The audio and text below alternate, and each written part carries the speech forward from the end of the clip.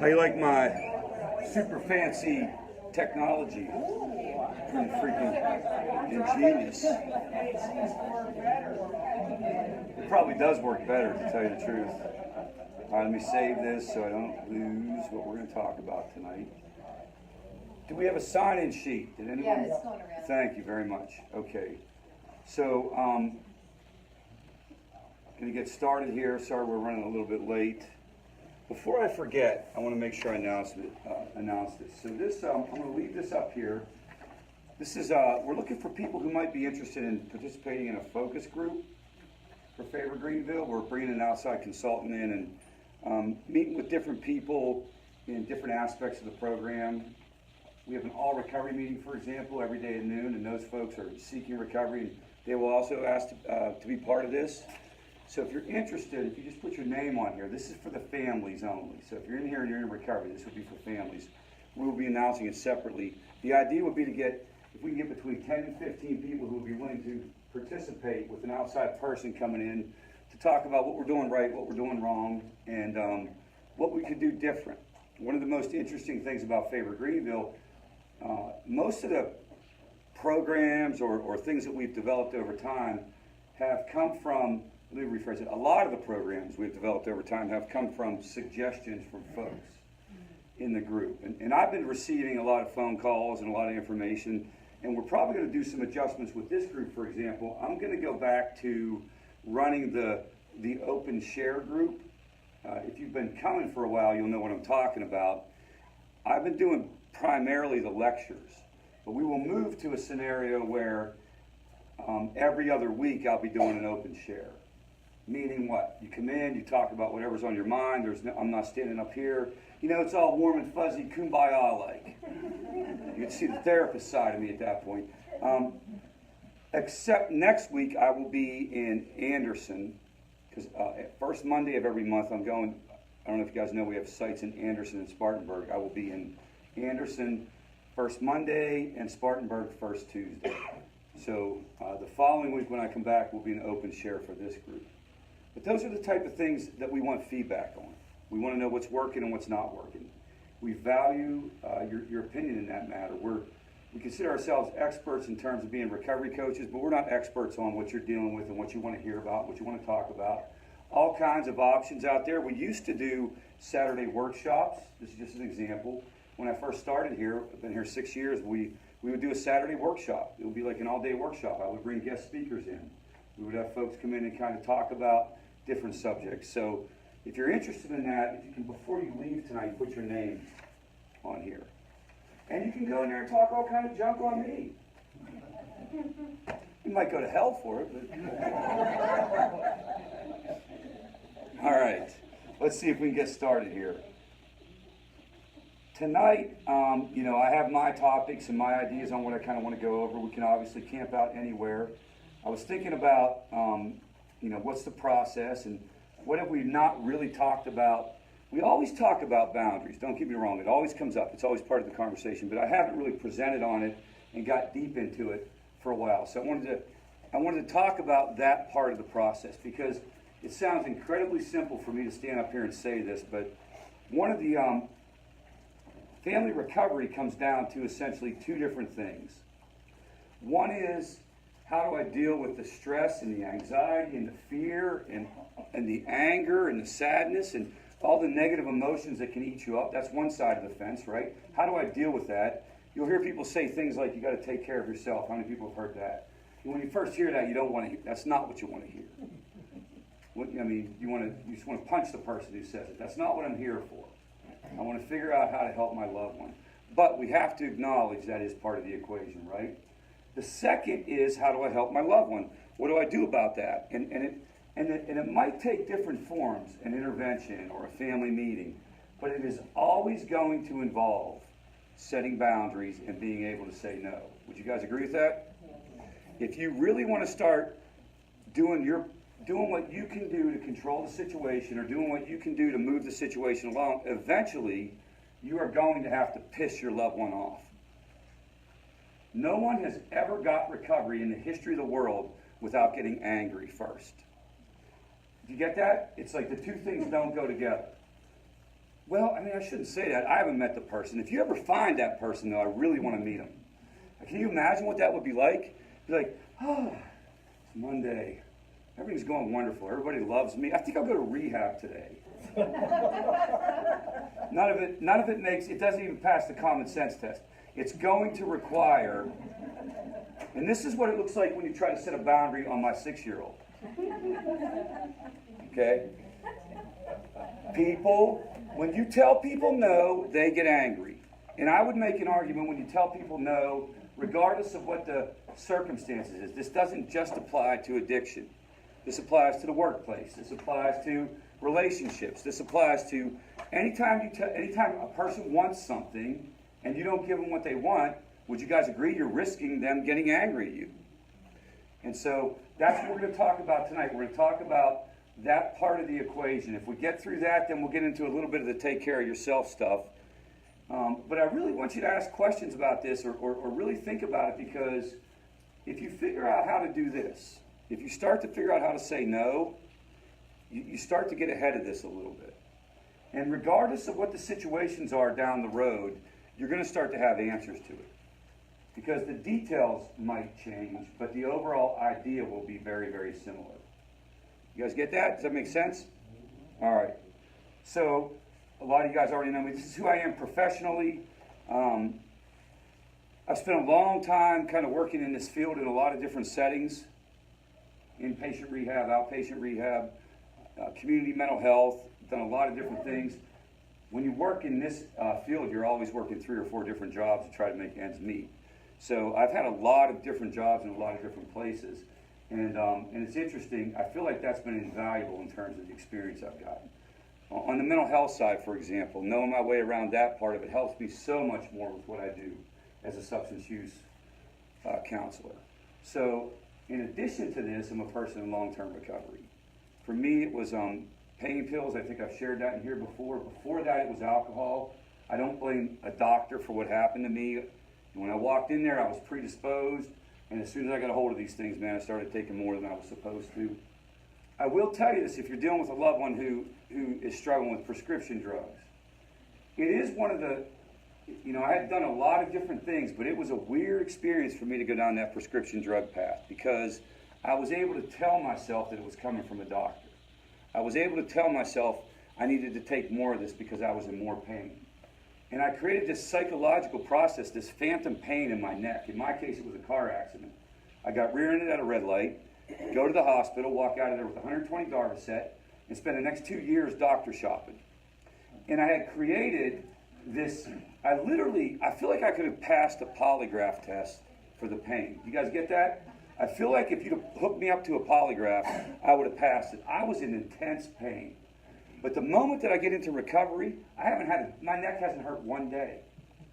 And I've come to understand it's very similar to like phantom limb kind of deal, where your brain will create this feeling, we create this scenario, because you want the substance, and if you feel the pain, you're going to be more convincing to get the substance. That's why 80% of worker comp claims also involve an opioid use disorder.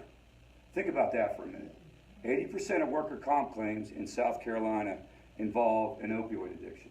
Because what? They're going into the doctor, they're on workers' comp, you blew your knee out, you can't go back until you're better, but you're going to the doctor and telling them what? I'm in pain, not necessarily because you don't want to go back to work, but why? You want to get these pills. And so it becomes this really, really vicious cycle. And when we talk tonight, I'm not going to go into great length about this unless you have a lot of questions.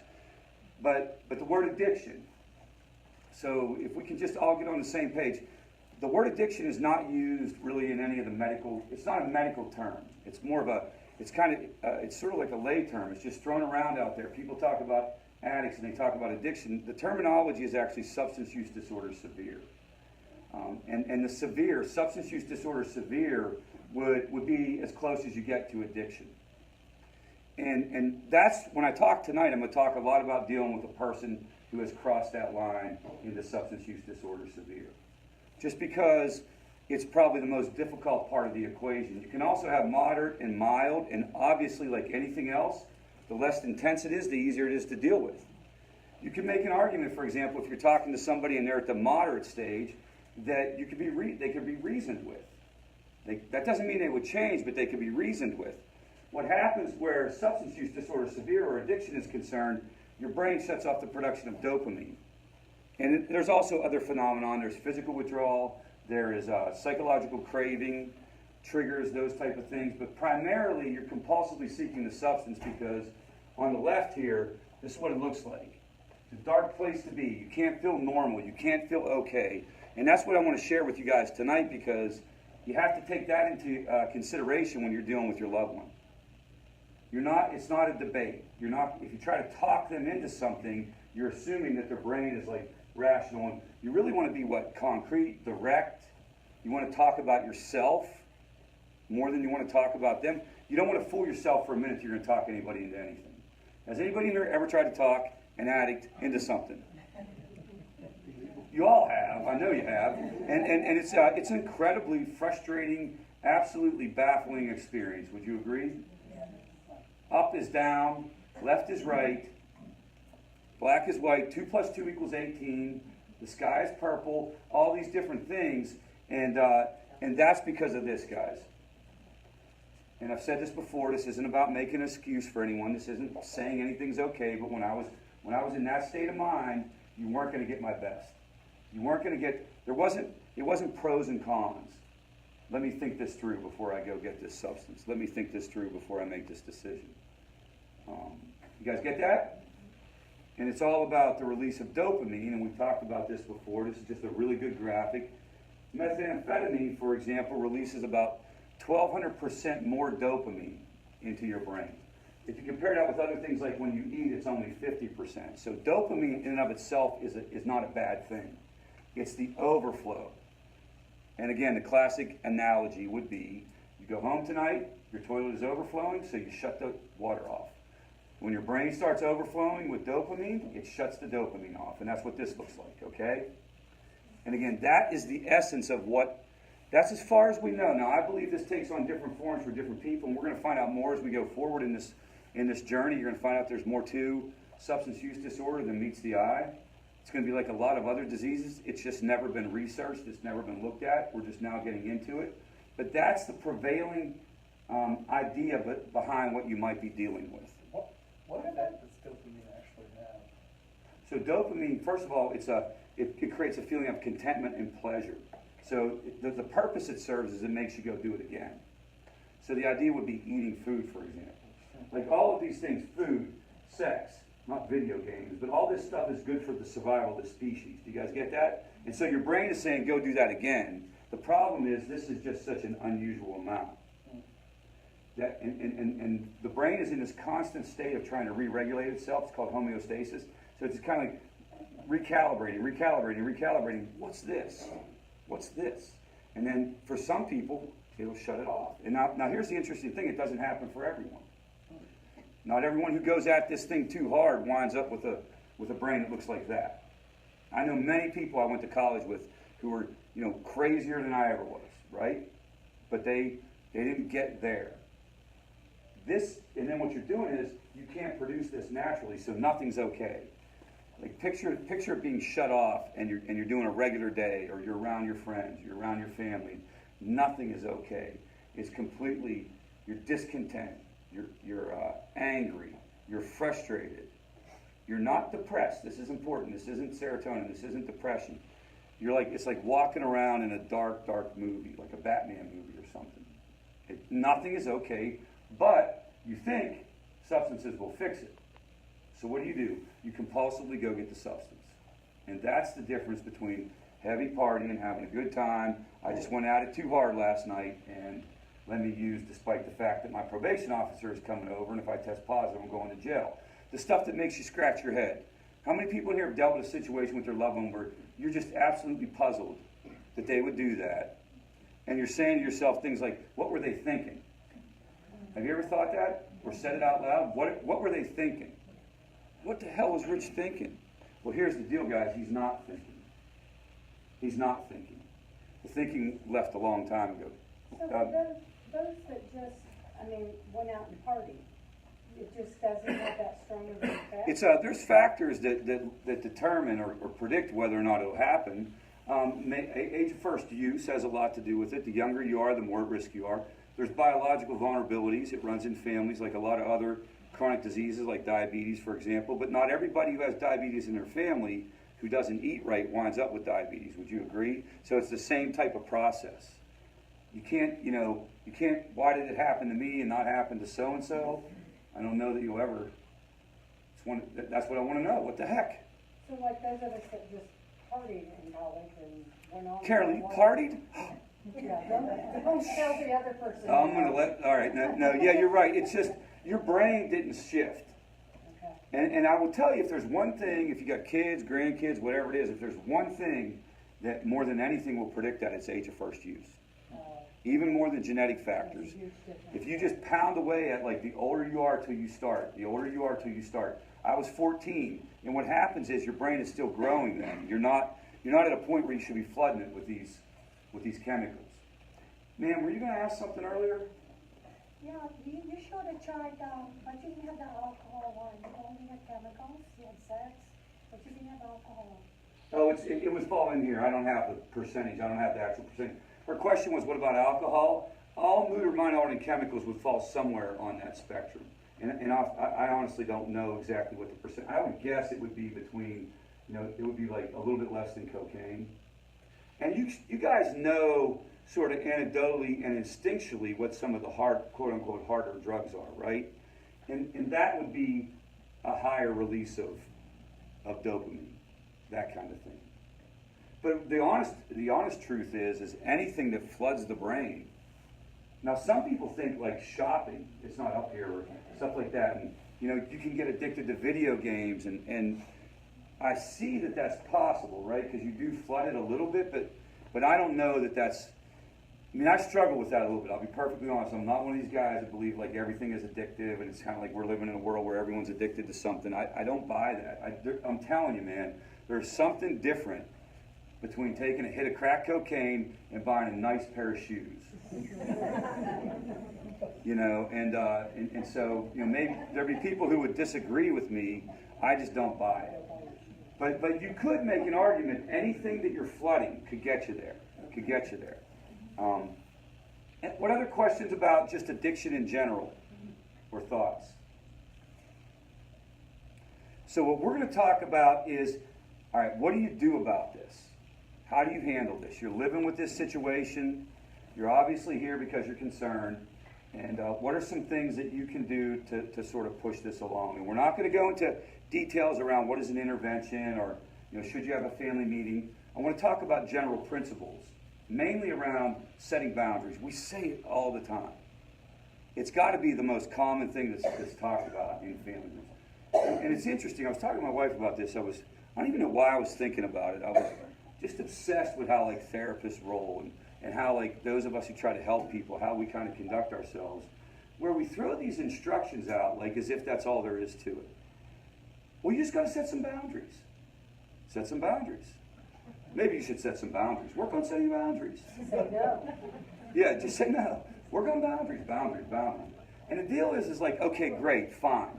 What if your daughter is from rehab and she's been told to set her boundaries and you want your boundaries and you want crash?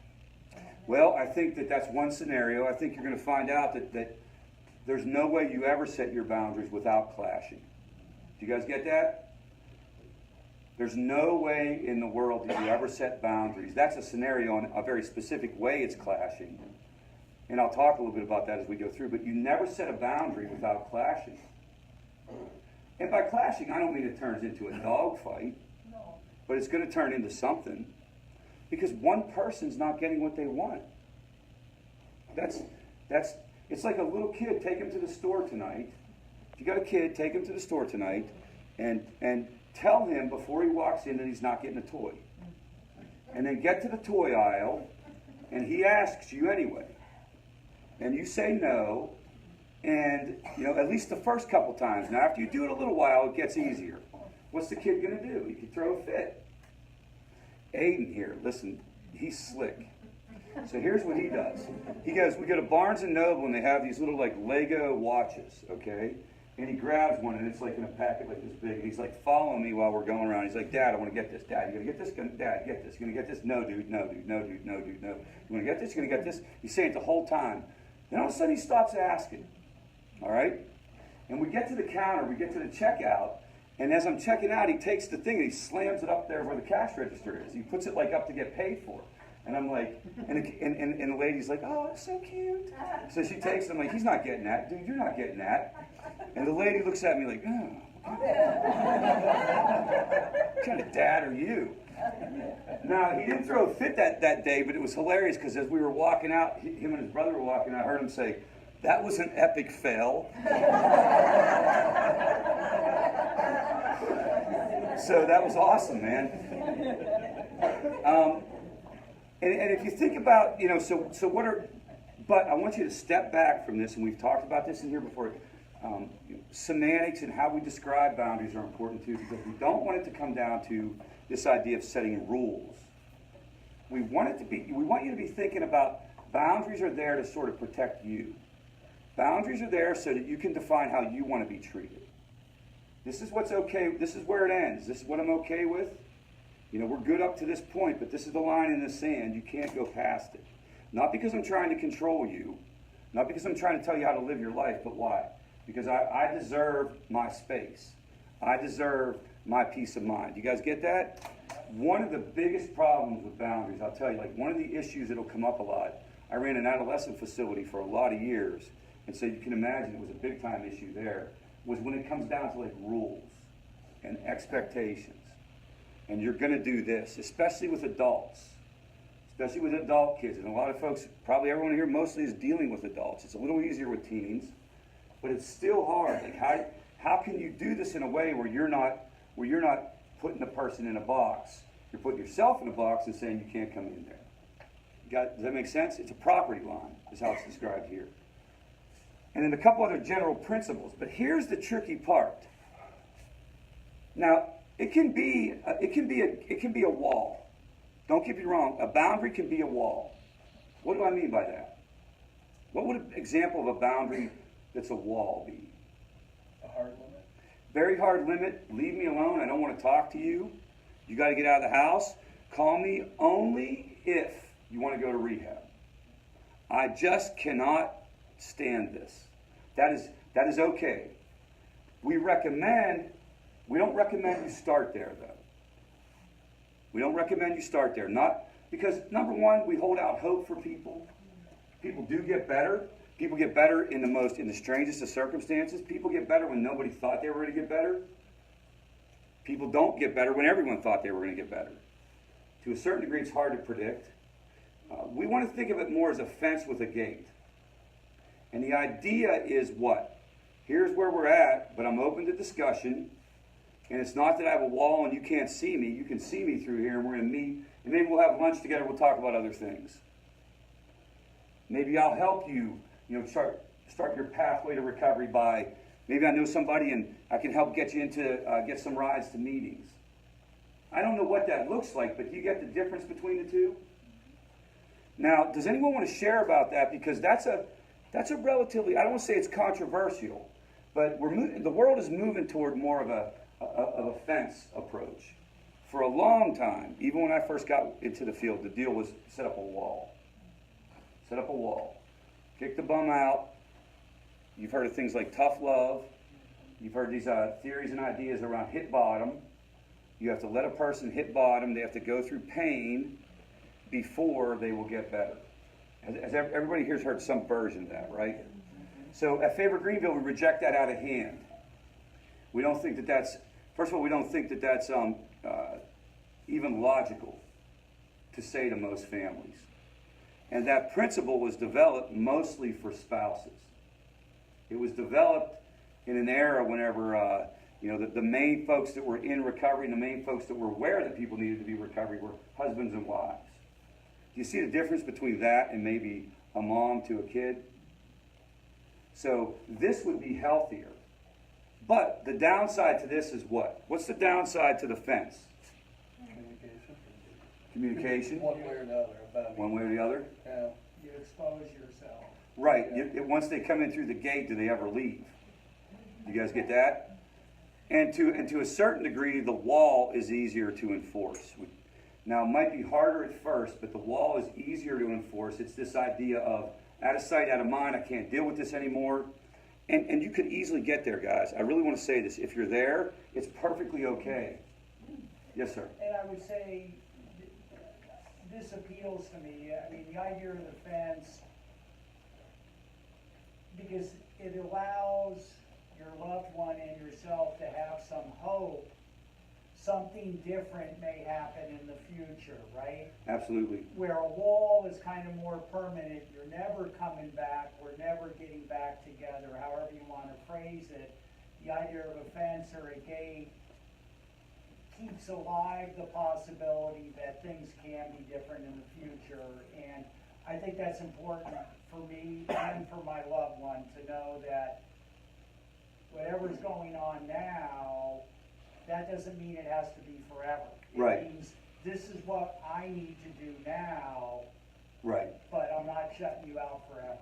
Yeah, and one of the interesting things is you can even have these type of conversations with your loved one. Now, you're going to think this sounds cliche or corny or whatever, but I haven't done this for quite a while, and it was usually more in much smaller groups. But I've coached families on telling their loved one, "Hey, we're at the fence right now, but if you keep doing this, we're looking at the wall." Now, that was before Trump. Get it? Get it? That was a great joke. That was a freaking great joke, man. And no, like, so the idea would be, does this become a common way to communicate between you and your loved one? Like, come on, man, you're like, there's money missing from the house. You just cussed your mom out. You know what I mean? I'm telling you, the wall, I'm still at a fence, but that wall can go up. That way the person knows and understands what to expect. I find myself having to renegotiate the boundaries constantly, and that's a little tiring. My son, for instance, I have been a fan. He's 26 years old. I've been a fan of him getting out of his mom's house for a long time. He finally started taking some action to do that in February, moved out, but he needed a co-signer. So I said, you sign up for FAVOR, I'll co-sign, let's get you on a different path, right? I did that. You guys have reached out to him. He has not yet gotten with a recovery coach. Also heard something about so many strikes and you guys quit. That's not true. Thank you. Yeah. Good, that's good to hear. Yeah. So anyway, but that still hasn't happened yet. Recently he needed some money and I said, look, I'm gonna do it this time, but if you need any more money, you better have met with your recovery coach a few times because until then the answer's no. It's just every time I feel like I'm renegotiating. I couldn't have just drawn the line right then because I didn't think that was fair to not give them a warning where the boundary was. But God bless. It's like it's as if I planted you in the audience. Because the next slide is, have you ever felt used? And so when it comes to setting boundaries, I think I talk about this later too. You know, there are some things that go on and you're just 100% sure that's a boundary. And there's other things where you got to start to honor your own feelings. You see, it's this idea of, because it's real squishy on where do I say and how much do I go? Is it one time? Is it 7 times? Is it X amount of money? It's no one. Now that's why people talk in absolutes in my industry, is because they look at you and say, no, you don't give him a peanut butter and jelly sandwich until he goes to rehab. Which is insane, right? It's just not how the world works. It's not realistic. This is harder from a judgment standpoint. But the deal would be, can you know how you have that little voice inside your head that's kind of like, I shouldn't do this, maybe I shouldn't do this, where you have that resentful feeling of being taken advantage of? You have to honor that. I'm going to talk about the term codependency, or what also has been more aptly kind of named fusion, like in terms of family therapy. Fusion is when you totally give up your feelings. Your feelings aren't legit. You're not allowed to be upset. You're not allowed to be angry. And that's the judgment call. And I don't know if anyone else in here has had experience with that, or they would have. See, because here's the problem. I can't look at you and tell. I can't look at you and tell you, like, here's the deal with your daughter. Do you follow me? Like, this is what you do. I can't look at you and say, here's the deal with your son, because I'm not walking in your shoes. And I don't know what it's like, I don't know what it's going to be like to actually do that. And I don't know the details of the situation. What I do know is that if you're going to do the boundary, you got to follow through on it. And you really got to probably think it over and maybe talk about whoever else needs to be involved. But it's going to get, it's okay for you guys to say that's enough. That's enough. I'm not giving you any more money. I'm not paying for the rent again, even though you're saying you're trying to do the right thing. What will happen with people who are in active addiction, this is just a fact of life too, we will kick the can down the road. Yeah, I'll call Favor. Yeah, I'll go to a meeting. Yeah, I'll go see my psychiatrist. You know what I mean? And it's all, you just put it off, and you put it off, and you put it off, and you put it off. It's on page 318 of the Addict Playbook. You know? And that was a joke, guys. These guys are like, actually, oh my God, there's an Addict Playbook? with all the answers. And so, you know, and that's where, what a person who's doing that, who's kicking it down the road, they're just going to keep kicking it down the road until you say something. This is the thing that you were talking about with your daughter in terms of being angry and clashing and stuff. They won't, it's not, they're going to do their thing, man. It's you controlling your side of the fence, so to speak. Really good question, really good question. And whenever you set boundaries, we've talked about this already, people will push back, typically in one of three ways or all three ways. Anger, guilt, and blame are some of the most common go-to techniques. Anger, obviously, right? It's like the scenario I talked about with my son. And that's just a temper tantrum to a certain degree. Except it's much harder to deal with because they're much bigger and they're much more resourceful, and they got all kinds of other things going on, but this is just a temper tantrum. This is to manipulate you into changing your behavior. This is to manipulate you into changing your behavior. And this is, it's a form of guilt, but it's very interesting how people know to push that particular button.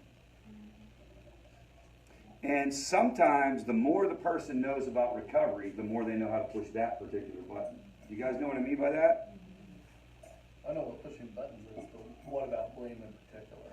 This situation with the boundary conversation that she brought up.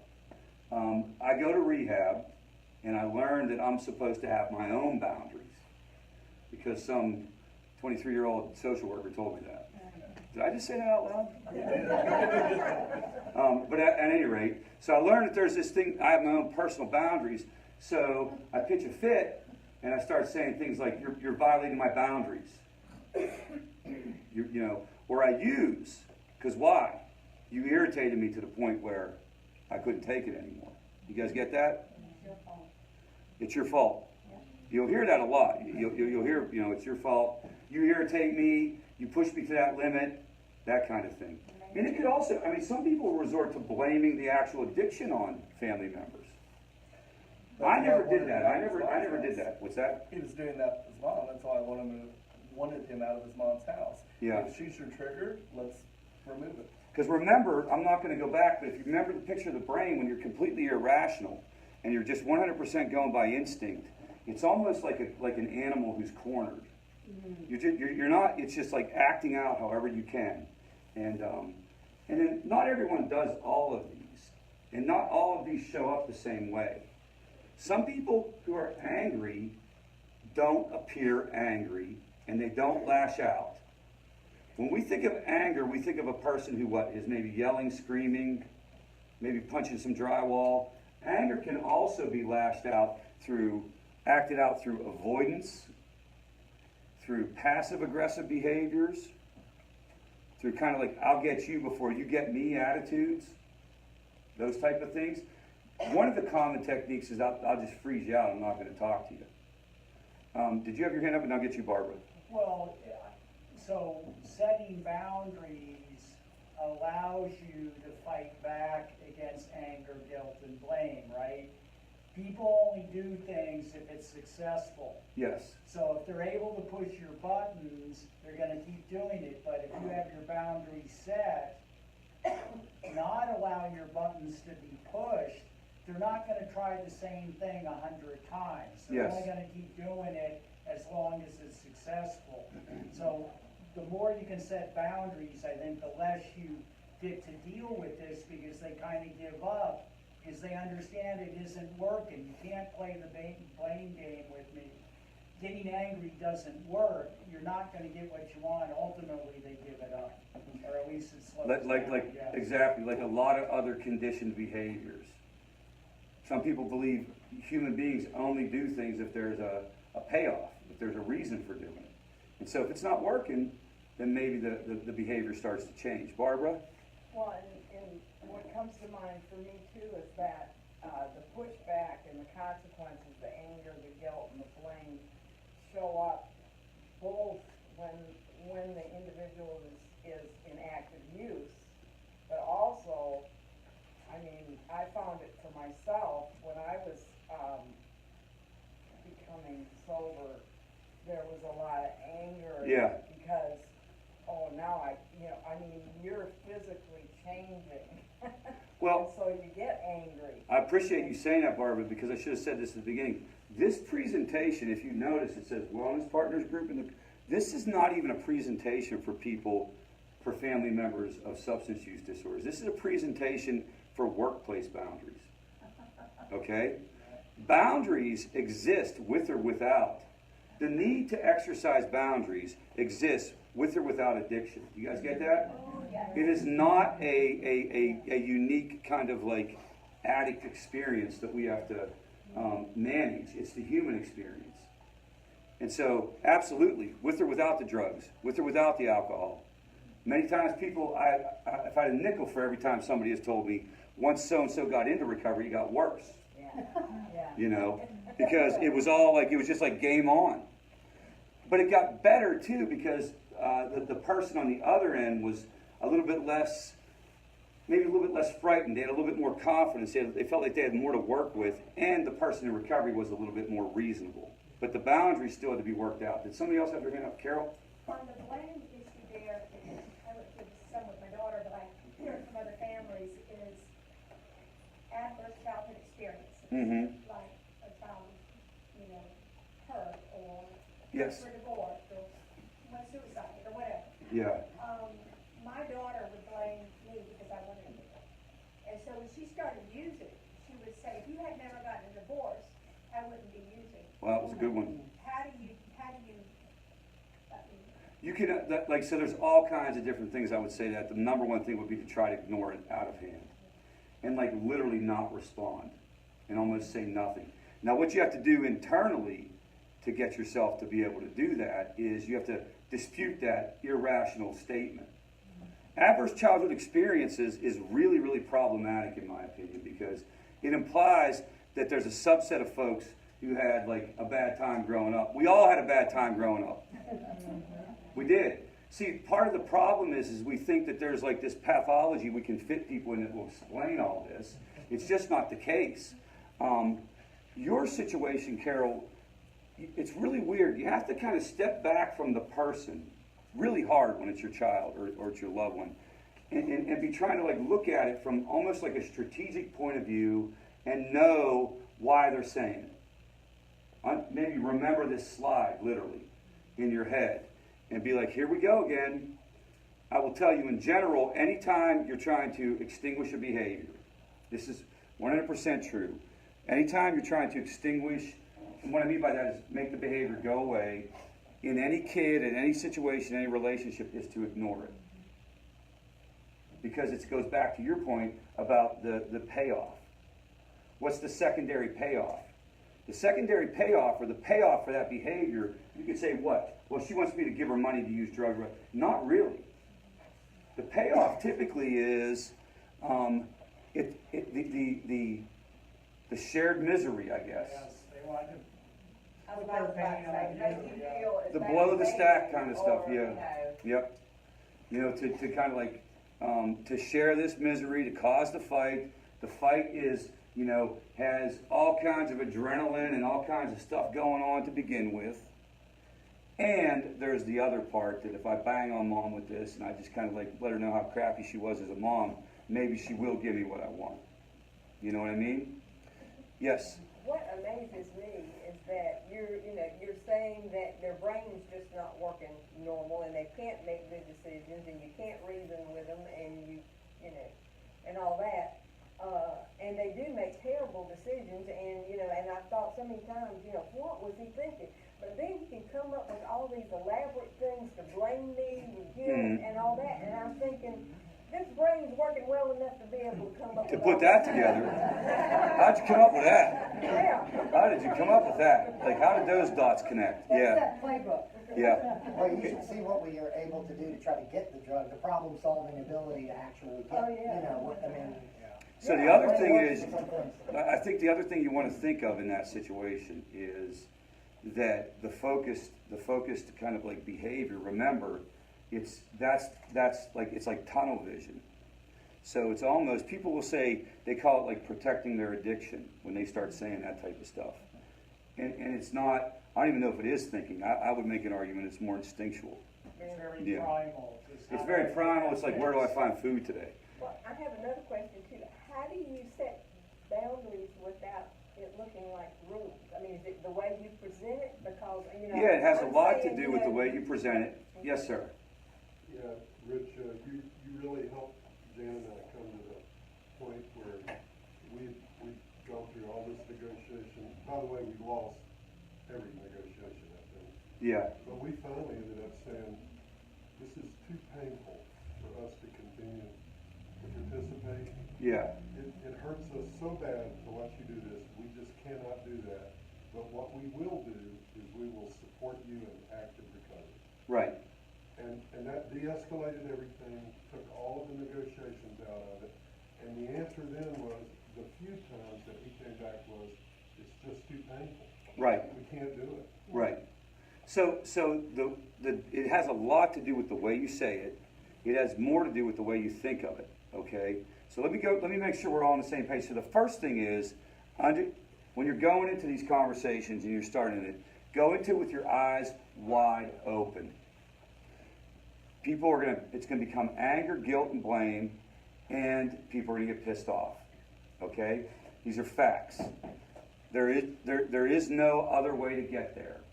There is no way that you cannot win the AFC North without going through Pittsburgh, Pennsylvania. You guys get that? I've been a while. Yes. So you're not going to get the boundary taken care of without some form of this going down. It's really interesting. We live in a world where the messages that are sent to us all day and the things that we see from our friends and the things that we see on TV, they really, really set up this false scenario on how things actually work. Like this is how it works. Johnny acts up and you say, Johnny, don't do that anymore. And Johnny doesn't do it anymore. And then you get around parents who say stuff like, well, just tighten them up, just do it, just fill in the blank. And they act like they live in this world where, it's like an algorithm. Here's what you say and here's what happens. And one of the advantages to being a therapist is, one of the perks is that's not how it works. Do you guys get that? And let me say this, in the most shiny situations, that's not how it works. In the most perfectly presented circumstances with people where you would be envious and you would say, you dig in there, man, it is hell. There's stuff going down. Every single teenager. I mean, even the ones who aren't doing the right thing. What the hell happens when they're like 16 or 15? Like, it's like, does the asshole fairy come in the room?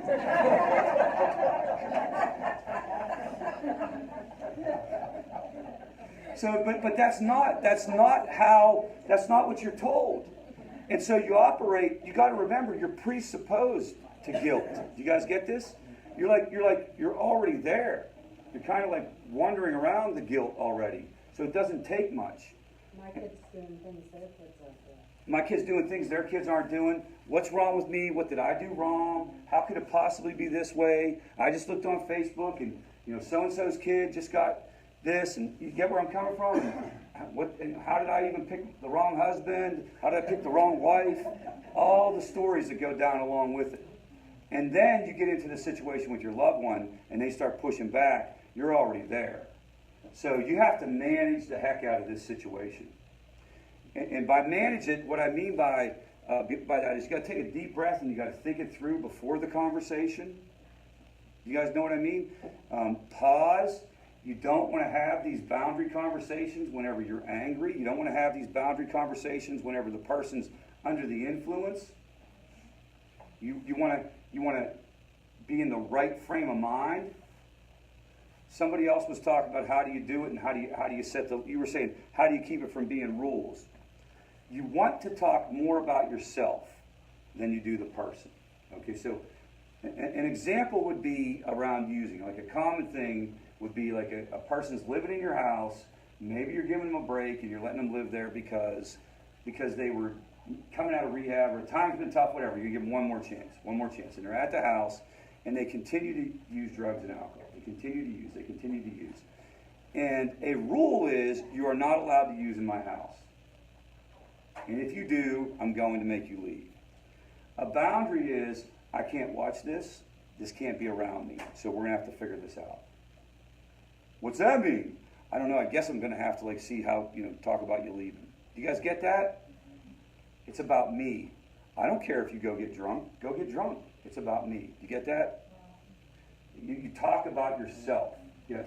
One thing that helped me a lot is I let my son know I was coming here. Yes. I gave him and his girlfriend the cards.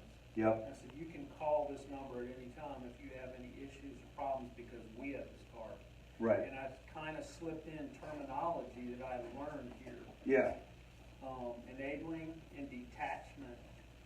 Because if you have a child that's been through any kind of a rehab, they have those terminologies. Yes, they do. know that stuff. Yeah. And as soon as I used the word detachment, it was like I threw up a cross to Dracula. Yeah. They looked at me like, Yep. and Yep. let them know, let your child know you're learning. And I tell them I come here every Monday night. Yeah. I'm learning. Because I used to be told, well, you need to go to classes or you need to look at some books and understand what's going on here. Right. Well, now they know I did. Right. I think that's a great idea. Let them know that you're on the process. Let them know that you're on the pathway. Let them know you're trying to figure it out. It was. Yes. And also the word detachment, I'm detaching. That's, Yes. I'm not doing anything to you, That's right. I'm taking care of myself, so you can detach and not have to call them an SOB, right? Right. You can just, I'm doing this, and you don't have to attack the other person. Yeah. The general idea, though, is you try to frame it up a way on how it's impacting you. Yes.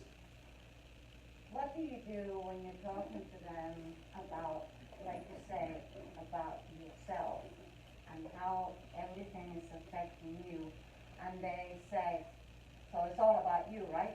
Yeah. Yeah, it is. Yeah. That's what I said. So Yeah, it when is. it comes to conversations, so you have all these different things, and if you look at this, we're kind of in this space. So up here, and these are, again, you can tell that these are terms that aren't 100% related to addiction, okay? So understand, but this is basically the overt, crazy stuff that a person does in active addiction that is very, very obvious. We call it trespassing or encroachment, and that is stealing your stuff, taking the car, calling you names, threatening you. All the obvious stuff. Believe it or not, when you talk to people, these are usually easier to enforce, and they're usually on the radar more. The problem is relational stuff, or what's also called codependency.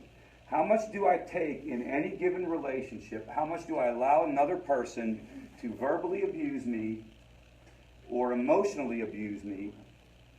And where do I draw the line? Is that whenever they say things like that? Is that whenever they cuss me out? Is that whenever they play emotional games and cut me off? I don't know what that looks like. What I know is that you are allowed to, that is probably more important than this.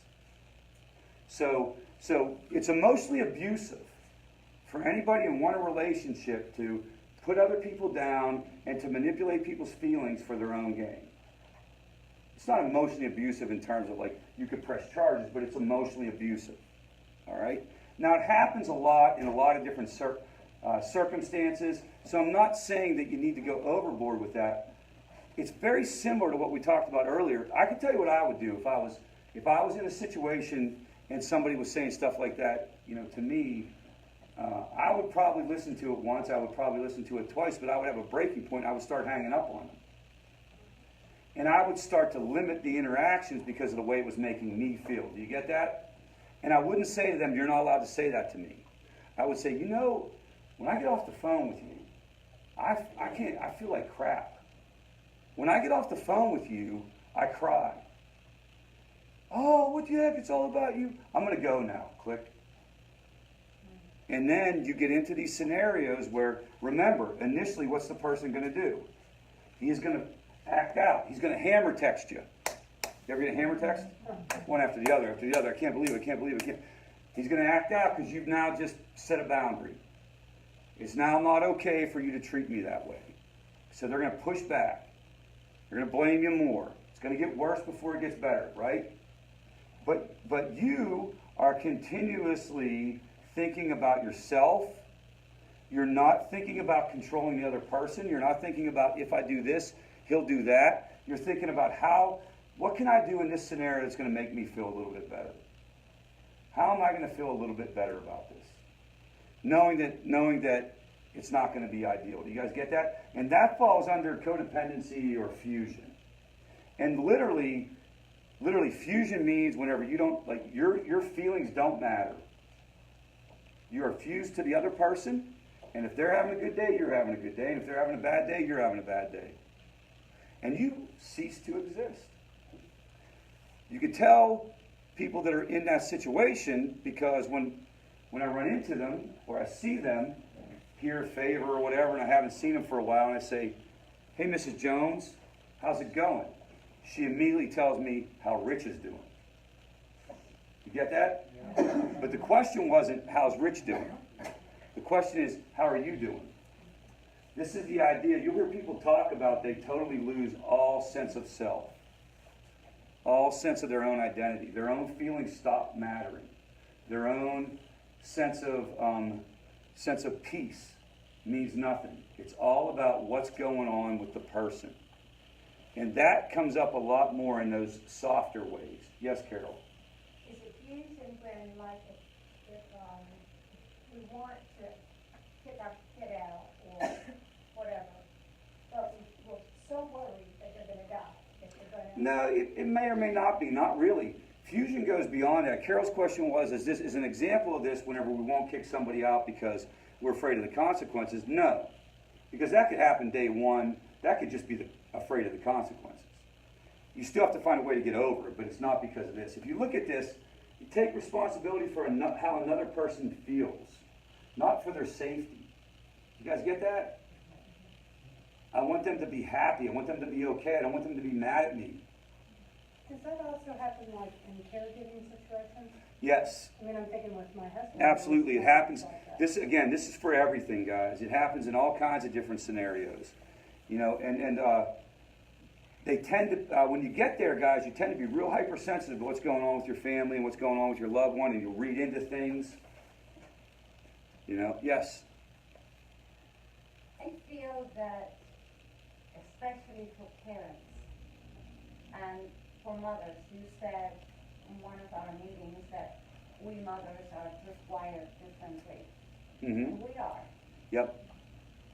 You were talking in the beginning about everybody talks about setting boundaries, as if it was so easy. Yes. Well, it's not, because for us mothers, we either build a fence and we have to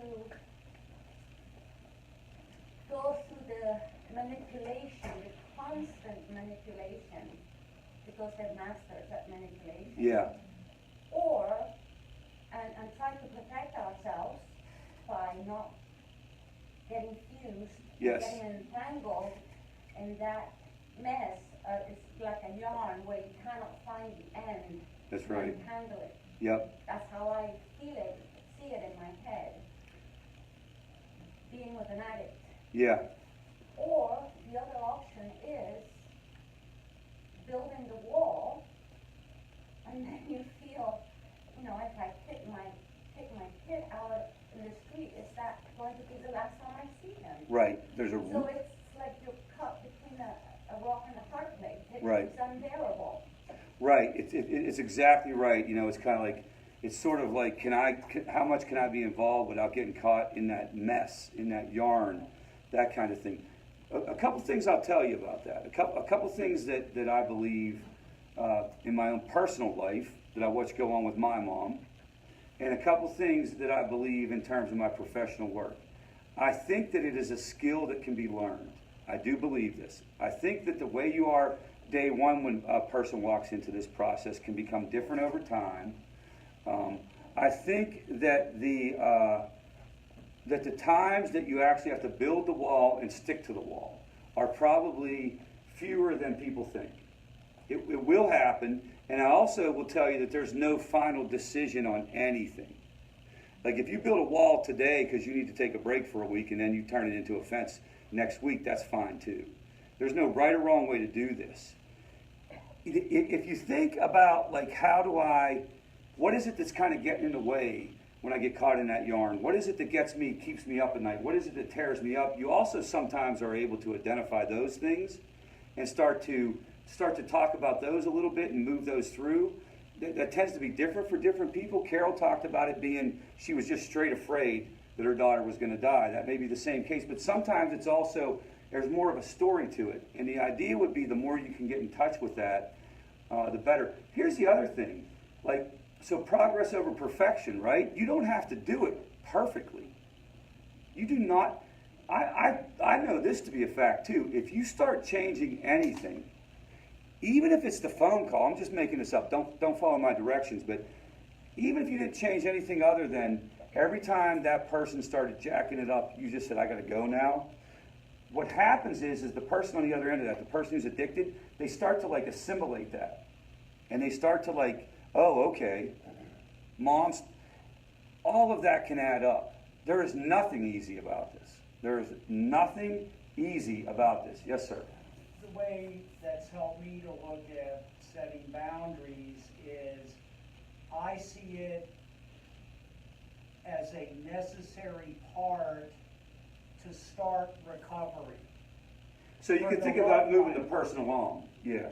Because I think until a parent, let's say, sets boundaries, it's going to be easier for your child to continue that same behavior, which ultimately is not getting them to recovery. So in my mind, the setting of boundaries is helping your loved one move forward. As you say, you do something different, they kind of have to do something different. So I see setting boundaries as helping your loved one, not hurting your Just like, but it hurts and it sucks. Yes. So it's just like taking nasty medicine. You know it's going to make you better, but it's nasty.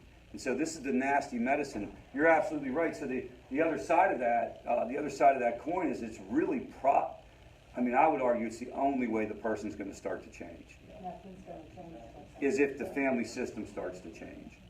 I firmly believe that. I'm not going to say that's the case every single time, and I'm also not going to stand up here and say, if you change, I guarantee so-and-so is going to change.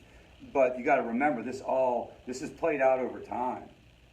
And there's a reason, I don't quote me on this statistic, but when I was getting certified to be an interventionist, they were sharing information about family connection, and they were challenging us to rethink the way that this works. And one of the most amazing statistics, heroin addicts in New York City, about 85% talk to their mom daily. Okay? And not for money. Not for money.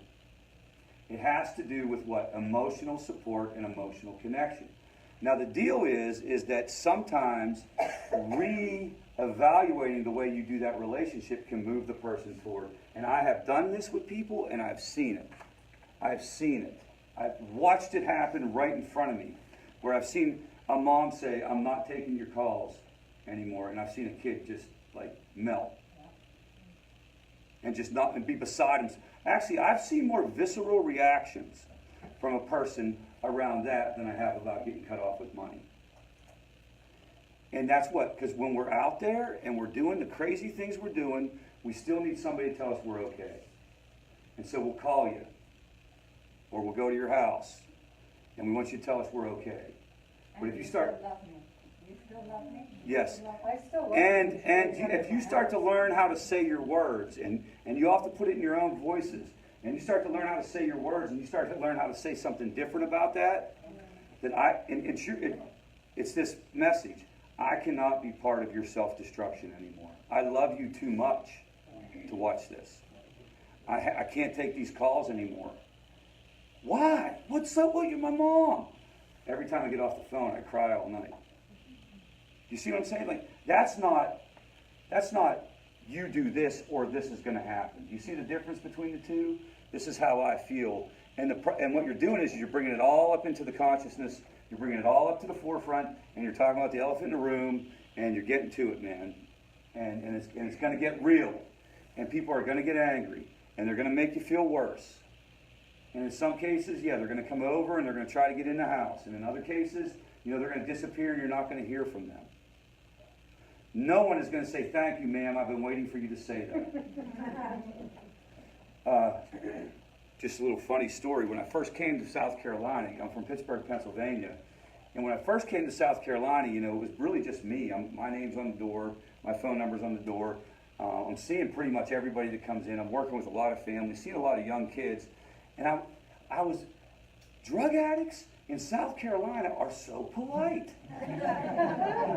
They kept calling me sir. I was like, what are they doing to me?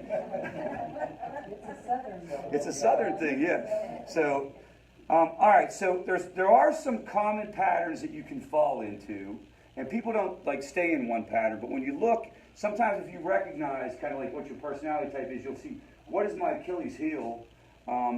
Some people just can't say no.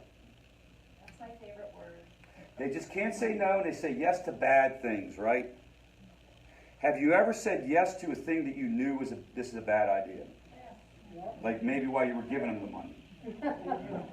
Right? And that's really about what? You're not really into kind of like rocking a boat, and Carol, this is where you're at with fear. A lot of fear is involved when you just can't step out and do that. Fear of retribution and punishment. What would that be? That doesn't necessarily mean physical retribution and punishment. That's like, I'm not going to talk to you anymore. I'm not going to take your text messages. I'm going to hold you hostage in this situation. Mostly fear-based. And if you fall into that, you have to be careful because you're real vulnerable to be controlled. And again, remember, now we're talking about in general with people. But this is where if you get with somebody who's maybe like just completely actively using, and just in that zone, if that's your MO, you got to be real careful because, and then people have different theories where they're like, this was more spouses and stuff, but like, she was attracted to that type of person. Ever hear like, she was attracted to rescuing people. Do you ever hear those type of terminology? I don't know if I quite believe that, but you could see how that would be a deadly combo, though, to get with somebody who's too controlling. Now, interestingly, you can also be controlling on the other. You can also have boundary issues on the other side, where you're actually not. It's not about like I say yes too much. It's about I'm going to control this person. And I'm going to make sure everything's okay. So I'm going to pay for you to go to college, but you're going to live where I say you're going to live, and you're going to submit to drug tests over here, and you're going to go down the road over there to see that counselor. And once a week, we are going to, you're going to eat vegan. Nobody thought that was funny. So it's like, what? You're going to do everything I tell you to do, and as long as you do what I tell you to do, then we're going to be okay. But what happens then is you wind up inadvertently producing the opposite of the effect that you want to have happen. You own it. What's that? You own it. You have to own it, and then also you're in this situation where, again, if you're dealing with somebody who's in active addiction and stuff, people can learn how to like work this. This is no different than a person who's overly compliant, guys. If you get with somebody who's trying to take care of you, who cares what the motivation is? If I'm in active addiction, let me see how I can work that. And this may be what's going down where he's trying to like tap into, I'm not saying you're trying to control him, but it would be more along this line. And it's kick the can down the road, kick the can down the road, kick the can down the road. So one of the strategies you would start to think of is, do I want to start saying, do I want to start sending a subtle message that I'm not going to like even be checking in on what you're doing? What do you, and then saying things like what he talked about, where I've been going and learning about this. I'm not so sure I need to be trying to run your recovery. The takeaway I had with what that gentleman said was taking a few of the cards. My son and his girlfriend both have some issues. Yeah. And they both know that this is something that I'm actively pursuing. So, Yep. I've been very quick to paint that picture. Yeah, yep. And then you have a lot of situations where you'll fall into, and this is for obvious reasons because it can get ugly, it can get scary, where it's just too much and you have to avoid it. And you say yes, not so much because you're tired of you don't want to offend anybody. You say yes because you're just tired. I can't take this anymore. I'm going to avoid the conflict. I'm going to avoid everything involved in it. I'm going to run the other way. And that's also very difficult. All right. So those are the type of things. I'm going to get into 10 more principles that you sort of have to think of whenever you kind of go through this process with folks. All of this is 100% logical stuff. We've gone through it before in here, but we can stop and talk about any one of these and how it plays out for your loved one. The first one and the most obvious one is natural consequences. You reap what you sow. And so there's this idea that even though it's a disease, this is real important because it goes back to your point around the only way the person's going to get better is if they reap what they sow. Even if it's a disease, bailing people out of jail over and over again, paying the rent when they've spent it on crack cocaine, paying for the lawyer when they get their 13th DUI. There's a limit to that. At some point in time, we have to allow the natural consequences to take hold. And the argument would be that's the case for all of us in here. That's the way the world works. If we just sort of get away with it, we're going to get away with it. If we got away with it once, then we're trying to get away with it 3 times, and maybe it's 4 times, and maybe it's 15 times. But you have to, at some point in time, you're probably going to have to step back and allow that to fall. The most common ways we see it, guys, is typically, it's things like it's financial. I'll be honest with you, that's probably top of the list. People who are actively using tend to not pay their bills. They tend to not ever have enough money for anything. And so that would be an example. Sometimes it is legal. I've seen that before. How do we handle that situation? This is where the detachment kind of gets misunderstood. So you get in a situation, you get a call, the person, maybe this is the 5th time that they've gone to jail for a DUI. I'm making all that up. And you step back and say, we're not going to bail you out and we're not going to hire an attorney. Okay? Not because you're trying to detach, but because you're trying to allow the course of action to unfold. And what would keep you from doing that, though? What would keep you from doing that? Most people in that situation would know that they shouldn't do that. What would keep you from doing it? You don't want your kid in jail. All the stories that go along with you don't want your kid in jail. Okay? All the stories that go along with it. All the thinking that goes along with it. All the guilt. And then also all the what ifs that go along with it. Like the baby has a mental disorder. Well, that was one I didn't think of, but that would go there too. All the reasons to not do it. And here's the thing. In any given situation, I'm not saying that you shouldn't get them out. What I'm saying is that you have to start getting into this idea that natural consequences are why people change. Not pain, not hitting bottom, but literally life is a negotiation. You go around and you sort of at a certain point in time, you decide to make changes. And you can find in-betweens along the way. You can do things and say one more time. But you have to mean one more time. One more time did not, they said one more time to me, it meant like, well, you can do that 78 more times. You know? How about we stop there for a minute and make sure we're all on the same page here? Here's another thing you could start working on tonight that isn't that dramatic and isn't going to blow anything out of the water, but you literally could start working on meaning what you say. And you could really, really be conscious of, if I say one more time, am I actually going to be able to follow through on it being one more time? Because what your loved one hears is not one more time. It was interesting, when I got into recovery, I did recovery through 12-step programs, and I had a really orthodox kind of hardcore group I got clean with through Narcotics Anonymous. And my sponsor used to say that I wasn't allowed to say I'm sorry to my family. Because, in his words, sorry meant F you, I'm going to do it again. So he would say, you have to say, I apologize. Now, what was that all about? First of all, he didn't even know what it was all about. Somebody had told him that. Seriously, he never knew what it was about. He worked at Care Bread, he didn't know what that was. But what it was is it was consciously like getting me in touch with the idea that things are changing now within this family. Does that make sense?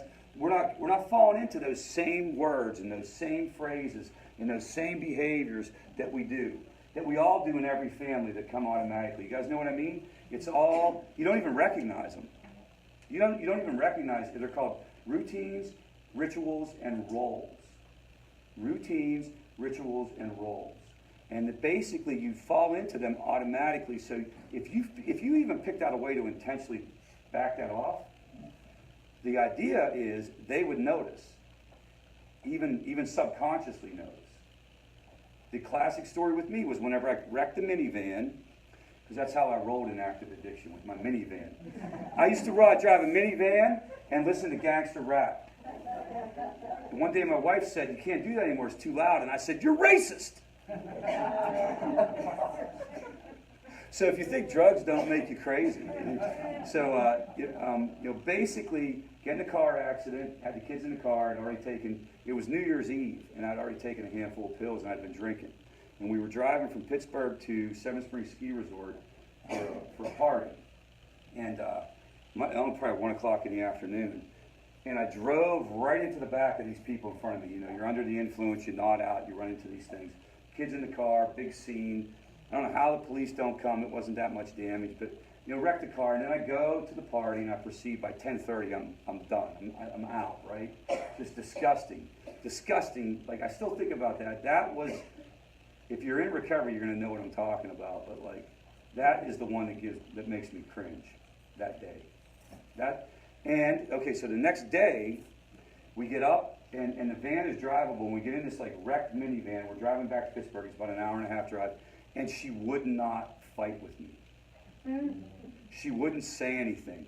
She didn't confront it at all. She didn't even mention it. I got to tell you, that freaked me out. Ouch.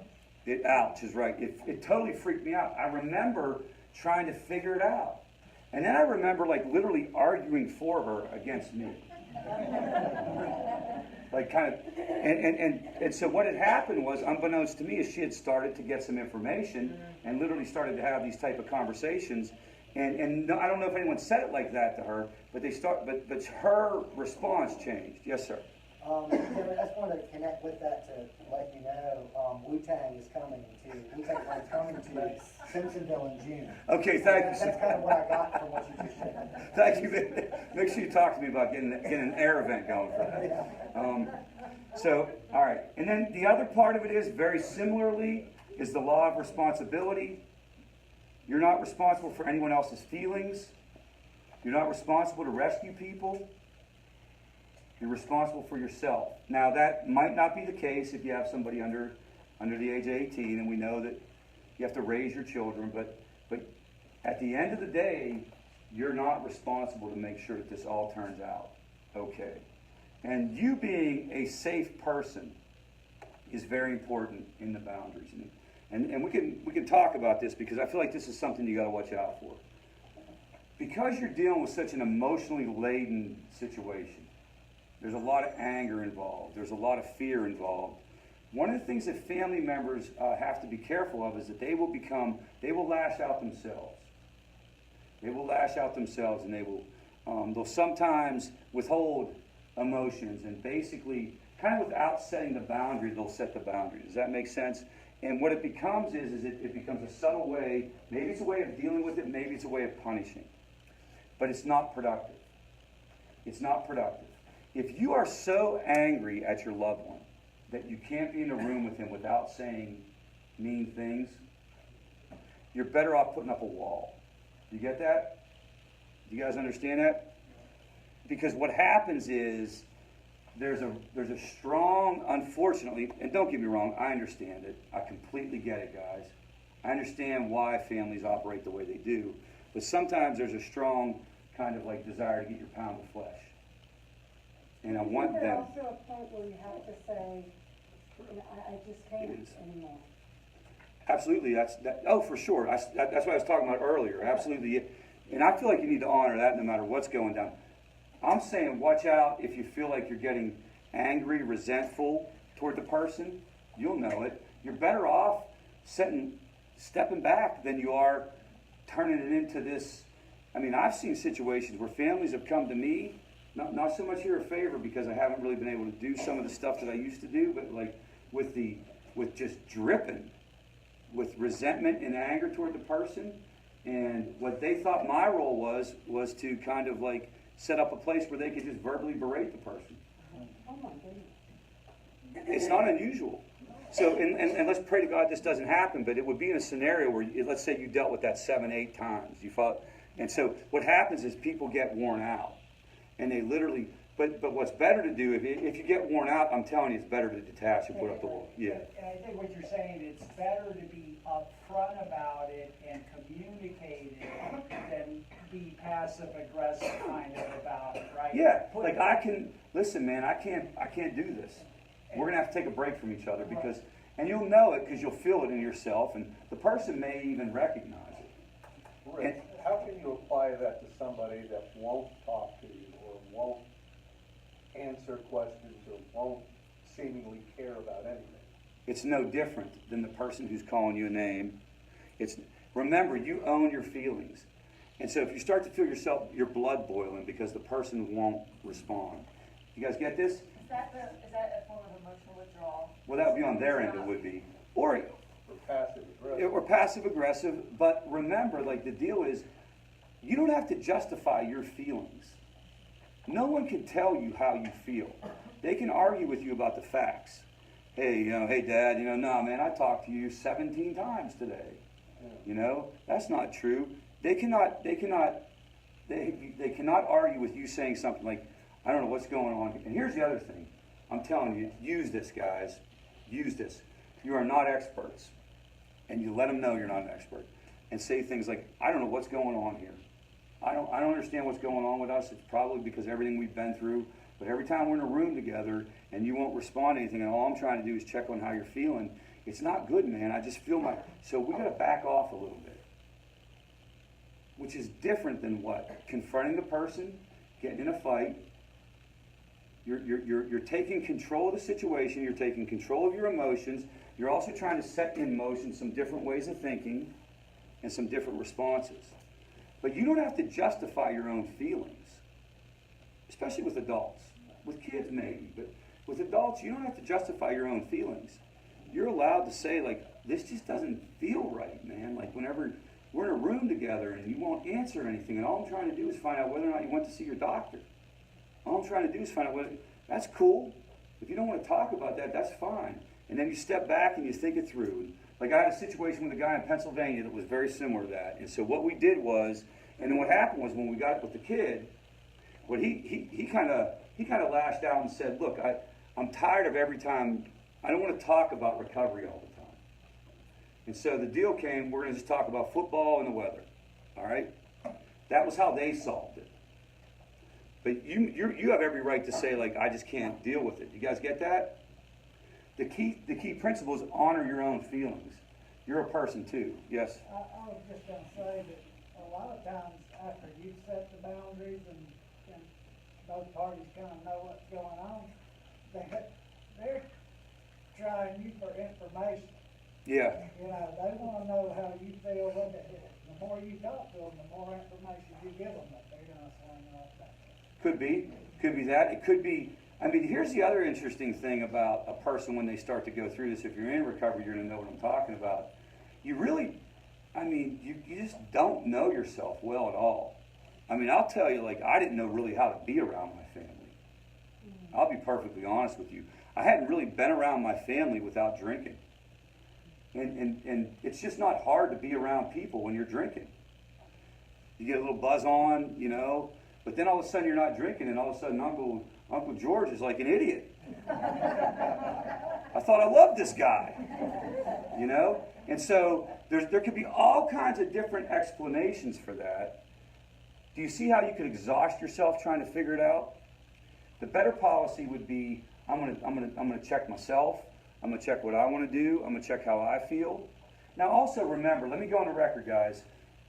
In every situation, in every family, sometimes we've got to spend time around people, and it's not 100% pleasant. That's why it's a family, right? You know, you go, and so the other thing is it's okay for it also to not be okay all the time. What I'm talking about, and what I hope you can get in touch with, is that feeling you have around, how about, let's just call it like recurrent resentment, anger, you feel your blood boil. Maybe your spouse is telling you shouldn't have said that. That wasn't necessary. You know, you start to make comments. It's never going to go well, guys. You guys know that, right? Like, that is never going to end well. And you are not ever going to feel good about it. And there's no amount of, like, retribution you can get for the hell they put you through. I'm telling you, man. If I felt like berating your loved one was an effective intervention, we would be doing it. I'd be teaching you how to do it. Okay? It's not. It never will be. It never will be. You cannot make a person. Now, they're about, if you look statistically, I just read an article about this. In the general population, it's about lifetime prevalence of narcissistic personality disorder is around 6 or 7%. Among addicted people, it's around 14 or 15%. So it is more likely.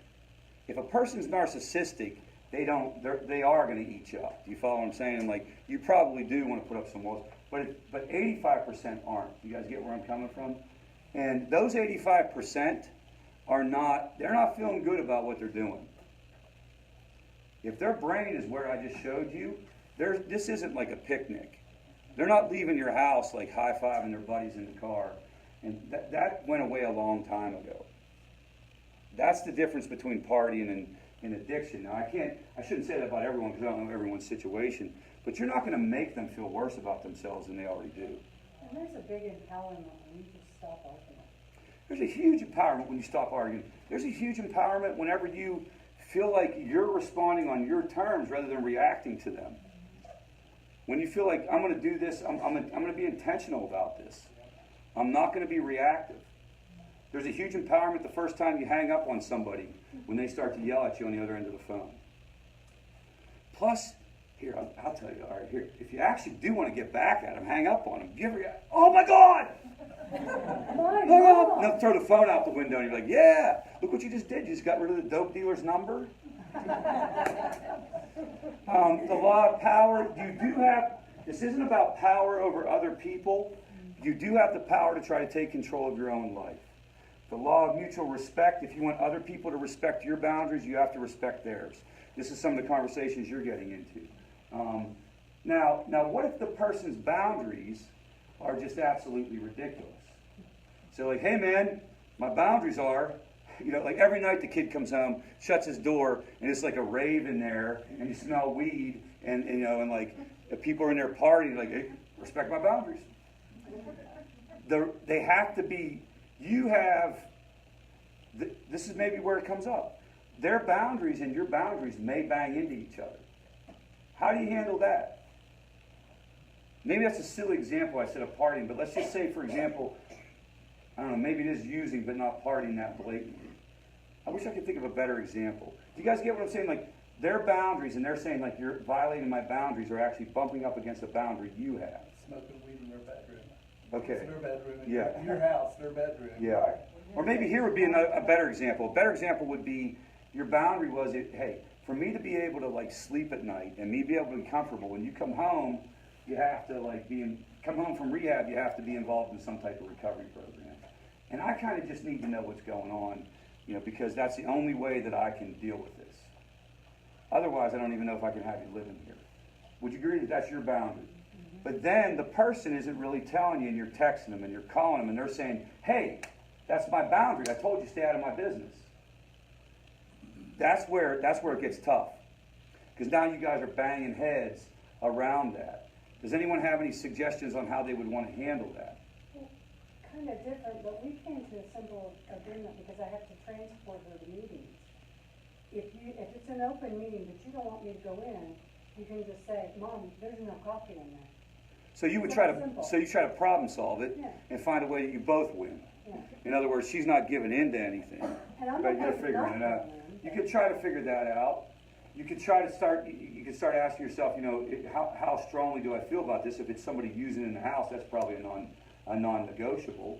You can always renegotiate boundaries, though, guys. It's not the Ten Commandments. It's not written in stone. There is nothing wrong with going back to the person and saying, can we talk about this again? But I feel like that would probably be one of the bigger gray areas and one of the areas that you might struggle in. Especially if they were told to set their boundaries, kind of like what you talked about earlier. But you want to have, in general, you want to have mutual respect. Treat people with respect. That's tough. Just, yeah. Yeah. It's tough when the person, remember, I showed you the brain, and you saw the brain. If the person is in that state of mind, this is not happening. It's the addiction, not them. And your deal is to like respond to what the person's, the state of mind that the person's in. And holy cow. Okay, so maybe what we'll do is, so the next time we get together, we could talk a little bit more maybe about dealing with somebody who's in full-blown kind of like active addiction, and even around, you guys know what I mean by that? Like their brain, they're not getting better. I'm not talking about a person who's doing okay. I'm talking about a person who's full-blown out there kind of doing their thing, because that's really difficult. That's really difficult. I will tell you this for a couple takeaways, though, if you just want some general ideas. If you're dealing with that, you don't want to have a bunch of different boundaries. You want to have a smaller list, and you want them to be more direct. And you want them to be very, very simple. You want to, because why? Because they're not going to think about it. All right, so here's the deal. We're going to wrap this thing up for tonight. I don't know if I have any cards in here. Yes, I do. So these cards, real quick, guys. These have our support line, and somewhat misunderstood support line. People think this is a crisis line. It certainly can be used as a crisis line. It's not actually a crisis line. It's a support line for questions. If you had somebody, for example, who needed a recovery coach and they hadn't gotten one yet, there's a recovery coach available 24 hours a day, 7 days a week. There's no such thing as a waiting list at FAVOR. This is a recovery coach, trained by me, certified by me, supervised by me. The same coaches who get assigned to people one-on-one. What we find is, guys, that people are signing up for coaches and actually not using them. And then they're telling their parents and telling their family members, I never got a coach, I tried to get a coach. And so what we have is if you have anybody looking for something, there's no such thing as not being able to talk to a coach. This is a support line. And you can also call to ask questions. Hey, I heard about the XYZ rehab, what do you think about that? That kind of thing. It's not always for crisis. And actually, to tell you the truth, it's actually more and more being used as a support line. Okay, I'm going to leave these up here. And then I will be in Anderson next Monday. That means Carol Kane's going to be doing this group, right, Carol? Hey! That's what I'm talking about. And then I'll be in Spartanburg on Tuesday. And otherwise, if we can get a moment of silence for those still suffering with this disease, and for the family members brought into this no choice of their own, followed by the surrender prayer. God, grant me the serenity to accept the things I cannot change, the courage to change the things I can, and the wisdom to know the difference. All right, thanks a lot, guys.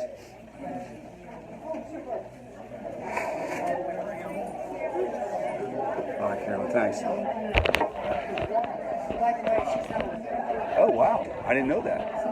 Okay, cool. Yeah, that's why I gotta go.